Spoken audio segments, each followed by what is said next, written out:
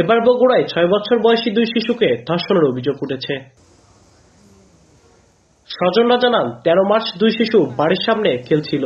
এ সময় মুখরোচক খাবার কিনে দেওয়ার প্রলোভন দেখিয়ে নিজ বাড়িতে নিয়ে ধর্ষণ করে প্রতিবেশী নুরুল ইসলাম। পরদিন ধর্ষণের শিকার ওই 2 শিশুর শারীরিক অবস্থার অবনতি হলে টের পায় পরিবার। শুক্রবার রাতে বিষয়টি পুলিশে জানান তারা। এর মধ্যে অভিযুক্ত নুরু এলাকা ছেড়ে পালিয়ে যায়। বাচ্চা দুটোর মধ্যে একটা বাচ্চার অবস্থা খারাপ, ওসি স্যার নিজে গিয়েছিল ওখানে। দুটো বাচ্চাকে ইনি নষ্ট করে ফেলে বলছে। এনার একটা সুষ্ঠু বিচার আমরা চাই। অভিযুক্তকে ধরতে অভিযান চলছে বলে জানিয়েছে পুলিশ। আমরা আসামি গ্রেপ্তারের চেষ্টায় আছি। ভিকটিম যেহেতু দুইটা, ওই আঙিনায় আমরা অভিযোগ নিয়েছি এবং তারই ধারাবাহিকতাতে আমরা মামলাটি রেকর্ড করেছি। ধর্ষণের শিকার 2 শিশুকে পরীক্ষার জন্য শহীদ জিয়াউর রহমান মেডিকেল কলেজ হাসপাতালের ভিকটিম সাপোর্ট সেন্টারে ভর্তি করা হয়েছে। অভিযুক্ত 45 বছর বয়সী নুরু পেশায় দিনমজুর। আব্দুল আউয়াল, সময় সংবাদ, বগুড়া।